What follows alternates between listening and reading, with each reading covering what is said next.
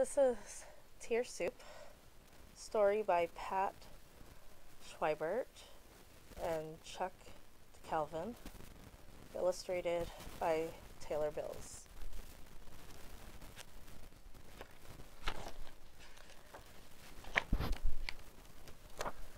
There once was an old and somewhat wise woman whom everyone called Grandy.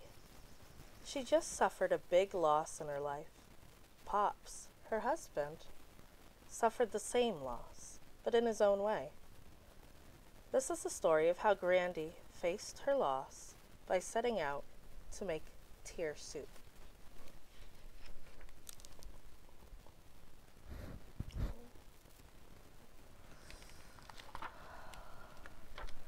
For many years, the custom of making tear soup had been forgotten. As people's lives became more rushed, they found it much easier to pull soup in a can from the shelf and heat it on the stove. But several years ago, Grandy got a taste of a well-seasoned tear soup. One of her friends made it from scratch after her child died. As soon as Grandy tasted the rich flavor of that carefully made soup, she promised herself never again to assume that quicker was better.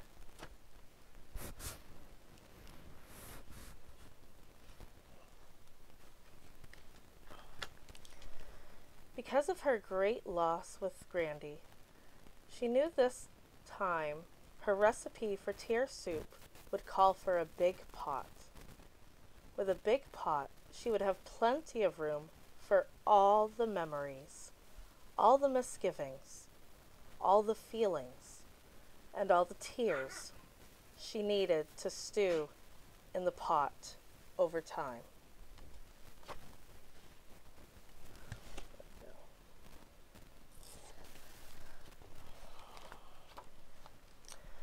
She put on her apron because she knew it would get messy. It seems that grief is never clean. People feel misunderstood. Feelings get hurt, and wrong assumptions are made all over the place. To make matters worse, grief always takes longer to cook than anyone wants it to. And then Grandy started to cry. At first, she sobbed.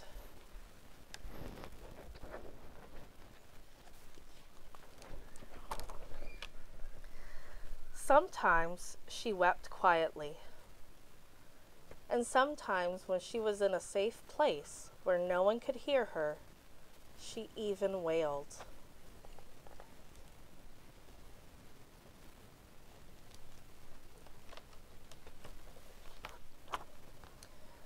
Grandy knew she had to make much of this part of the soup alone.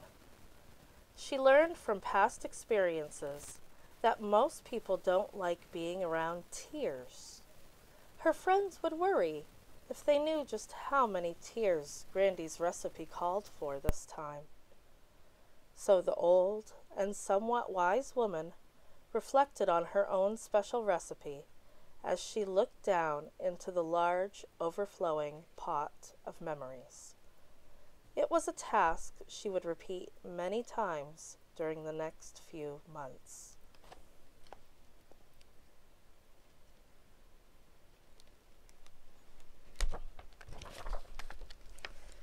Grandy winced when she took a sip of the broth. All she could taste was salt from her teardrops. It tasted bitter, but she knew this was where she had to start. And for now, it was the only thing on her menu.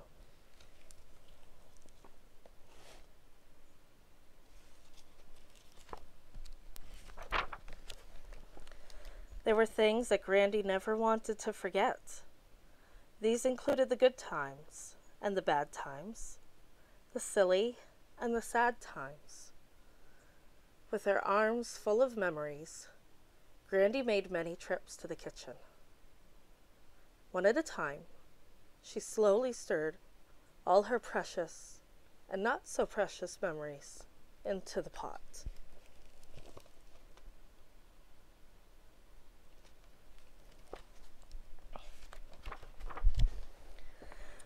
But eventually, she ran out of things to add. Grandy's arms ached, and she felt stone cold and empty. There were no words that could describe the pain she was feeling. What's more, when she looked out the window, it surprised her to see how the rest of the world was going on as usual, while her world had stopped.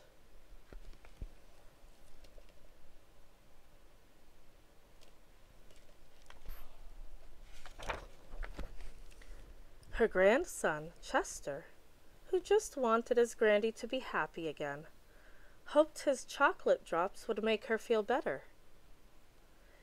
Mrs. Bloomclots and Miss Chadwick and Mr. Long, all brave yet fearful neighbors, dropped by to see how Grandy was doing. They filled the air with words, but none of their words took the smell of tear soup away. Grandy was gracious because she knew how helpless her friends felt. They wanted to fix her, but they couldn't. All Grandy really needed from them at that moment was a knowing look and a warm hug.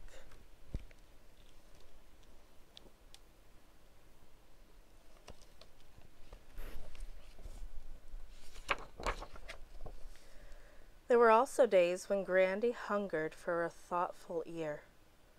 Sometimes she would ask total strangers, "Care to join me in a bowl of tear soup?" "No, thanks," most would reply. "I don't have time for tear soup today." Even some of Grandy's friends hurried past her house and pretended not to notice the aroma of tear soup coming through her open door. Grandy found that most people could tolerate only a cup of someone else's tear soup. The giant bowl, where Grandy could repeatedly share her sadness in great detail, was left for a few willing friends.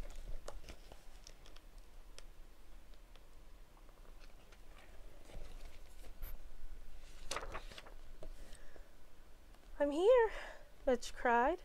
"I got here as fast as I could, and I'll be here whenever you need me. What a tragedy. I'm so sorry you're having to make such a big pot of soup."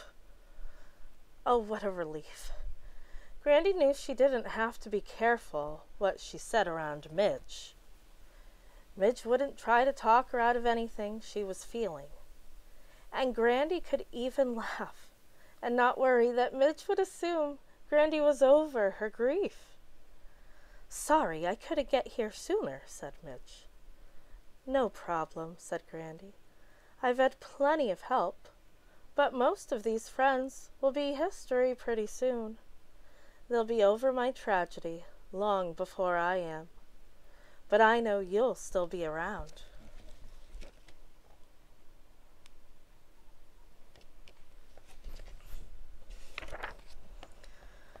"I don't know what to say, but I'm glad to listen," Midge said tenderly.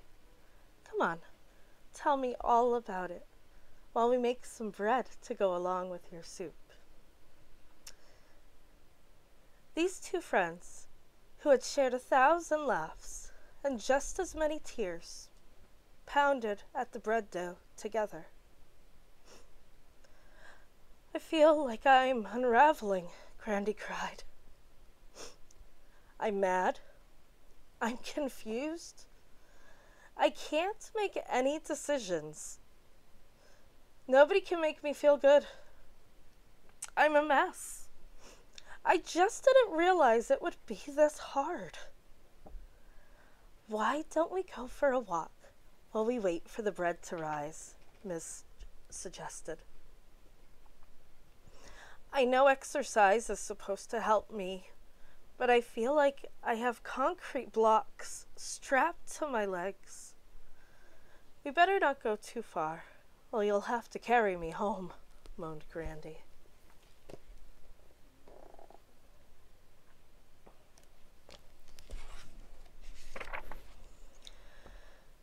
Mrs. Chrysalot called and reminded Grandy that she had been making tear soup for years, I would be more than glad to come right over and show her how to bake it the correct way." "Thanks, but no," said Grandy. "This pot has my name on it." Grandy knew better than to let Mrs. Cries-a-Lot or anyone else tell her what she should do to get through this terrible loss. Next, her recipe called for some comfort food. For Grandy, this meant mashed potatoes or ice cream. Comfort food always makes you feel better, at least for a little while. It gets past that big lump in your throat when other foods can't. I think it needs some chocolate, too. After all, it was her soup.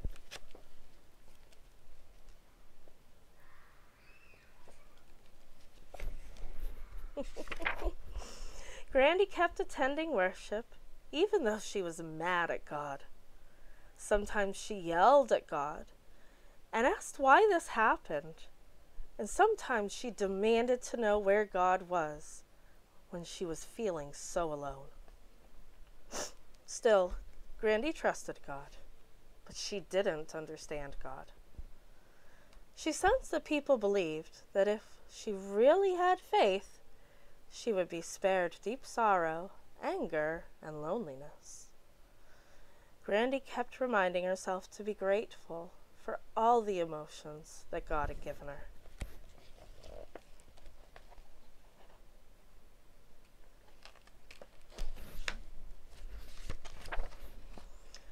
On some afternoons, people would ask questions like, "Is it soup yet?"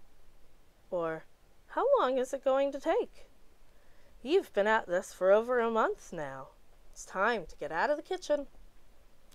Grandy fumed at the caller's advice. Grandy looked forward to getting the mail each day. She dreaded the day when no more sympathy cards would come.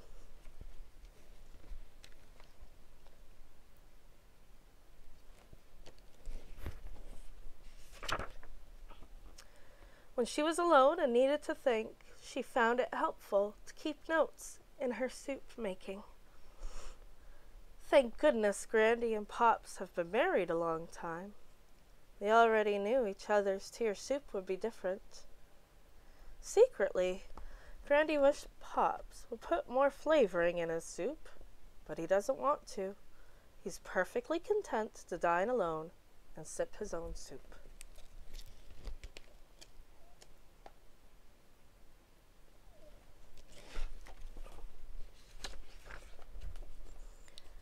Making tier soup is hard work. Sometimes it was all she could think about. Even the things Grandy used to love to do, she didn't have the energy for, nor did she care about anymore.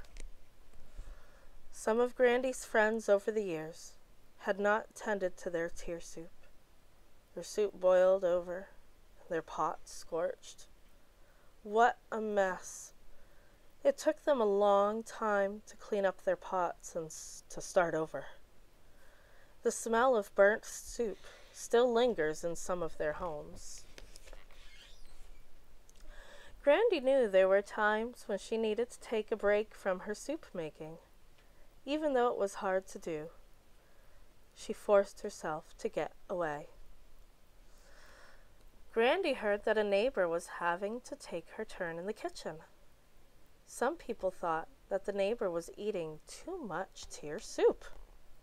So Grandy, being an old and somewhat wise woman, called and invited her to a special soup gathering where it's not bad manners to cry in your soup or have second helpings.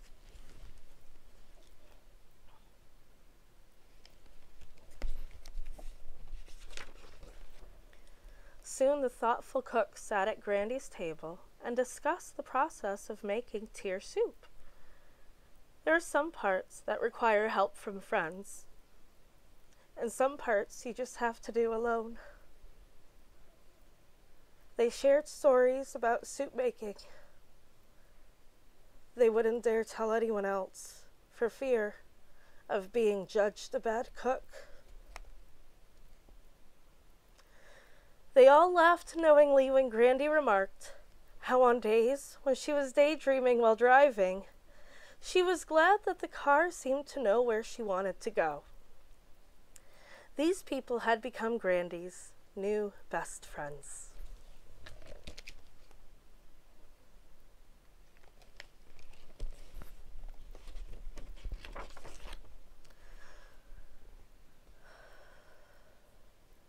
One day, as Grandy and Chester were going for a drive, Chester asked, "Mom says you've been making tear soup.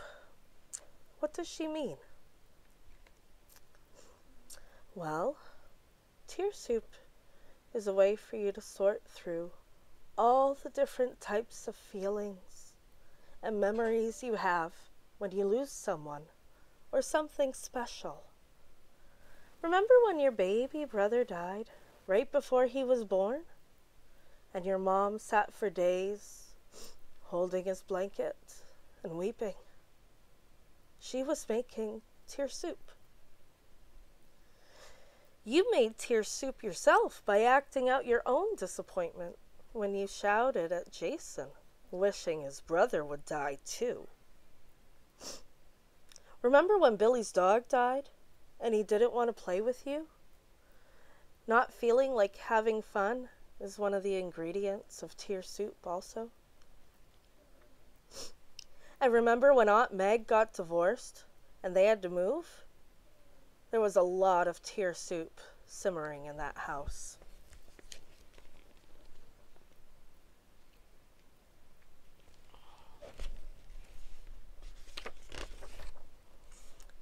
Some days when you're making tear soup, it's even hard to breathe. Some days you feel like running away.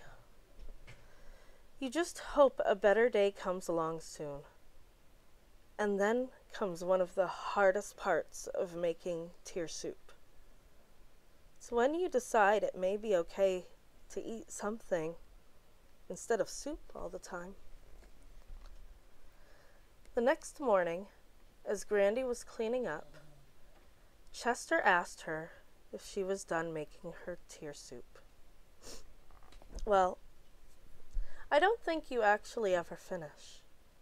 The hard work of making this batch of soup is almost done, though.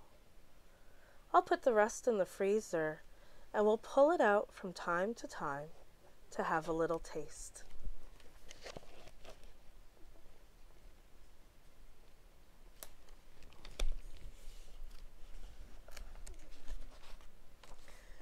"So what else have you learned by making tear soup, Grandy?"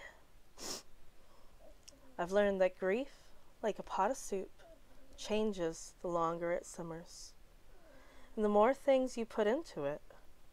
I've learned that sometimes people say unkind things, but they really don't mean to hurt you. Most importantly, I've learned that there is something down deep within all of us, ready to help us survive the things we think we can't survive. Grandy, you know so much. What will I do after you die?" "Don't worry. I will leave you my recipe for tear soup."